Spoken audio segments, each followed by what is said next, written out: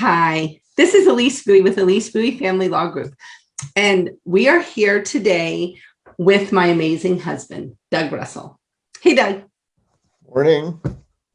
And we are here, Doug is here, because one of my team members, we actually posted something, and it's something that I feel pretty strongly about, and it has to do with how husbands and wives share the labor around their home. And so as we were talking about the post, Kendra was like, oh my, you need to ask Doug to be on here because Doug is kind of the master of this. We actually joke in our office that Doug should give husband classes, but I don't know how that would go over with all the husbands. But that being said, so Doug, I really do appreciate you being with me today on my Facebook Live. I know you're not usually on Facebook Live, so but I wanted to talk to you about two things. I mean, one, I want to talk about the sharing of labor and, how you have done it, I think, for a long time. But also, you had other help. But then since we've been married, how we've done it, how that's evolved over time. And then two, about being a step parent, because, as you know, that's a big deal in our lives is, how to be a step parent. And obviously many of our clients, that is something that comes up a lot, the step family dynamic. So first, let's talk about how we deal with labor and how we share labor. And I have to tell you, when I was thinking about doing this, I remembered you and I sitting at Starbucks. You probably want to forget this, but where literally I had my notes on my phone and I was like, okay, these are all the things that are in my wheelhouse that I'm supposed to be thinking about. And the list was pretty long. And I was like, I can't do all this. Like my blonde brain is at its capacity. And so, you and I really sat down and divvied that up. I mean, how would you say for you it is figuring out how we share labor and what that looks like, and how does that work for you as a person with a big full-time job yourself, and how do you do that? Well, I think it's just a matter of, what can logically work during our hours we're awake, and I recognize, big part is I recognize now that you run your own business, which is a huge burden. I mean, you already did a lot as an attorney and all that, but running your business is even way bigger than that. It's a passion. And where I am in my life with my work, I don't have to work around the clock like you do a lot with your work. So it makes sense for me to take on more of a load with a lot of the things that just you don't have the time for. And I've always done things like shopping and things like that, where it's just like I can do those and fit it in my schedule easily while you're busy taking care of the kids. Back in the phases when we did that, then as you started running your business, there's even less time for you to have that. I took on more of a role of cooking. As you shifted from, when we first started together, when you worked a half-time job, you were getting your kids settled in Seattle, you were able to handle most of the, dealing with meals and stuff like that. But that's transitioned over time and that's made total sense to me because you've had less time available. Whereas my job has actually gotten less around the clock. I shifted jobs now about 2.5 years ago, and that freed me up even more. I wasn't on call, for phone calls around the clock and things like that. I just finished a big project, and so it's like, all right, I should stand up and do the meals more and more and more while you're dealing with it. You're dealing with your business more and more. So I think I always looked at it as, it's never, there's all these, like you said, there's a long list of jobs in a family's, it makes a family run. Yeah. And you've got it. It's not just one person takes care of everything at home and one person goes to work. That's not right. And even if you had a stay-home wife or a husband, either way, there is just way too many tasks for one person, whether it's laundry, whether it's trash, whether it's cleaning, whether it's cooking meals, whether it's shopping, whether it's, take any one of these jobs. And I always looked at it as you got to sit down together and kind of like, make it as equal balance as possible, because nobody has enough time to accomplish all those things. And in my previous marriage, we did the same thing. It was kind of like, what works best for you? What fits most comfortably with you? What can you handle? And how do we make this work together? Right. Sharing with taking care of kids, sharing with, with making meals, sharing with all the other tasks, sharing with laundry. folding the laundry, and all those things that take time. And there's only so many hours in a day. So I've always looked at it as a partnership. We work together to make it happen together. And how do we keep our lives running as you go through the long list of things? And we can't let things slide, obviously. And also recognizing your personal strengths. Yeah. I mean, obviously I can build things, I can fix things and things like that. That's something Elise is going to ever say she can do well, but there's a lot of things Elise is very good at. A brilliant brain for financials, things like that, organization of the family. Those are all great things. So I think we just work to complement each other is what it really is. And I think that's true in any marriage. You've got to figure out how to complement each other and share the workload. It should never be all on one person's shoulders. Right. And I also feel that way financially too. I mean, it doesn't work in every family. Some families agree, you take care of making the money, I'll take care of all these things. But I'm glad I've been able to work in, our marriage and my previous one where we could share it financially too. So that way it doesn't feel like there's an inequality or because that person's earning all the money, I should do all these things. That's just, I don't really believe in those absolutes. Right. Well, and like you said, I think even when there is one person at home, maybe, upon agreement, there's a lot to get done. I mean, in a family. And I spent part of my prior marriage as a stay-at-home mom. And I couldn't do it all, it's really hard to get it all done. And I homeschooled 4 kids at the time. And it was a lot happening. I don't know how you did it. And I always felt that it's also good, is like the other spouse, you should step in once in a while and just give a break. Say, I'll take all the kids, or I'll make meals for a little bit. You take a break and go enjoy it. Break up the routine, give yourself a little rest, give yourself a little freedom, your own time. I think that's an important part too, as well. Yeah, well, it's been, obviously, I know, because, it's just been so interesting to me to watch it evolve over time, how, we're able to do the work and separate the work out.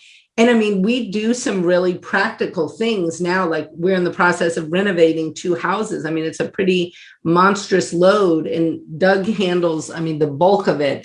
Solidly 90% of that management of those projects. But of course, being the bit of a control freak that I am, I always want to know things. And so we have to sit down and have meetings. And so we literally schedule meetings. We actually missed our meeting last night, but don't worry, we'll put it on the calendar again. But we have these meetings and we literally go through and talk about like what's coming up for that week. And we look at our calendars and figure it out. It's interesting because I think of it as just like I do with co-parenting. Like I think of co-parents who, have split up. They've got to kind of twist their minds from their spouse brain to become co-CEOs of their children. And they've got to work to their strengths and maximize their children. That is ultimately the goal of parenting. You want your children to reach their potential, be independent. And I think of that too with running a family is, we're in this together. We want our family to do well. We, Doug and I are very lucky in this regard. We're super aligned as far as like cleanliness of things. And, we don't have one of us is a slob and the other one is, a neatnik. We both have pretty solid neatnik standards, I think. And so I feel like really worked in our strengths. And I think Doug put it right on that we sit together and figure out, okay, well, who's good at this and who's good at that. And then we try to do that. If we put me building something, obviously that would be a disaster. People would be broken in that process. I can tell you Elise is really good at logistics though. She can figure out the logistical train for anything. Yeah, I sometimes joke that I really miss my calling. I could be a UPS person for sure. Like that is something I can do, logistics. Well, I think this is an issue though in so many families. I see it all the time with my Maximum Mom podcast and with people who reach out to me where women are doing, really the bulk of the emotional labor and the bulk of the thinking and the decisions in the home. And so women who are, lawyers, business owners, they are literally doing it all. And it's something that I often, I feel really sorry for a lot of people who have that kind of load. how do you recommend that people literally like approach their spouse and talk to them? I mean, I Yeah. just, Yeah, and I was going to get to that. I was just going to say communication is really the key to all this. And it's nothing could be worse than having it all festering inside of you and never getting a chance to talk about it. And it is, and of course, when people start doing that, they start doing a lot of self-thinking, start coming with all kinds of conspiracy theories, why the other spouse isn't doing this, and that's just not good. You've right, got, Elise and I talk all the time about everything. And I think that's important in any relationship. It's just that you talk about the workload, you talk about what you're thinking about a project or a task or something like that. So the other person's not trying to guess what you're thinking. That's the worst thing of all, because you're just right. never going to understand the inner workings of somebody else's mind, no matter how much you try. So it's better to don't be afraid to talk about it. Don't be afraid to bring up, tough issues. Don't be afraid Right. to bring up financial issues. Don't afraid to bring up things where it's going to upset the other person. But it's better to get it out there, talk about it, and then you can deal with it in an open forum. And that actually reduces your stress tremendously. Absolutely. You end up Well, getting more stress, thinking about what it could be but not talking about it. exactly. Well, I think you spend a lot of emotional energy wondering, when you're walking around not talking and not being radically candid with the other person.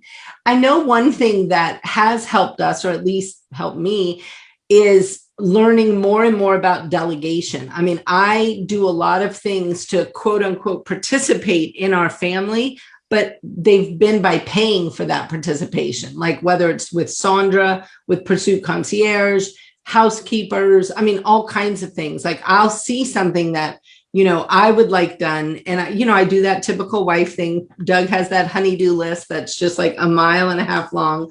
But there's times that I see something, or it's been on the honey-do list a long time, or I know it's something that Doug just really doesn't like to do. It's not something that, he wakes up in the morning and is super jazzed about.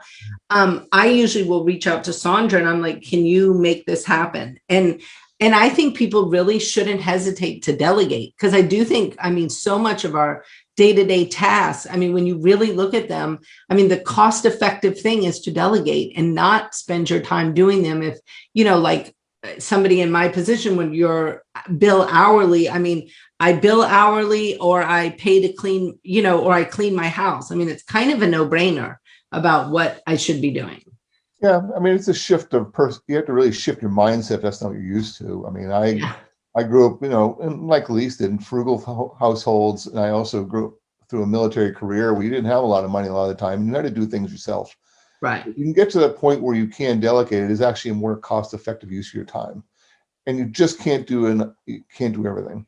Right. You just can't. And so I've come to embrace it a lot more. I'm the first to admit I was really, we're gonna have somebody come do that. I should be able to do that. But then you realize, especially when you got a lot of kids, and a lot of things happening, you just want the time to do all the things you would like to do, you can do, you think, in your own mind. So you've got to just, I think it's, at least makes a great point. I'm thankful that she has allowed us to do that.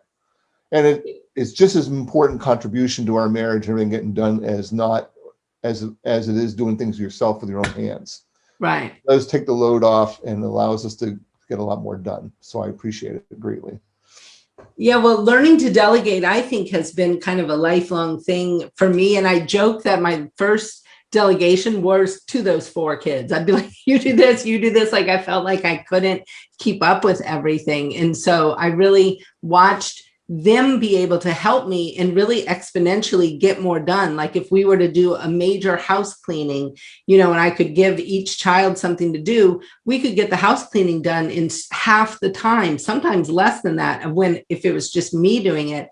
And so then Sandra came in our lives, and Sandra at Pursuit Concierge has just been, absolutely a game changer at what I can delegate. And she will kind of pull it out of me. Like if she sees me sending emails, all hours, which obviously I still do, but she'll send me notes and she'll be like, Elise, I see you're not sleeping very well. What can I do to help you sleep better? And she would, be like, what are the things that you're waking up? And she would really delve into things and help me find ways to delegate to her. And it's been, really game changing. I think it's been so helpful at running our lives. And And I think when you say there's a choice too, like either I can stay at home on a Saturday and clean the house, or I could have gone to football games and watched my kids play football. Obviously, I was choosing football every time over house cleaning, but that meant that things were not getting done as much. And so I think communication and delegation are really, really important in this, figuring out how to divvy up all this labor.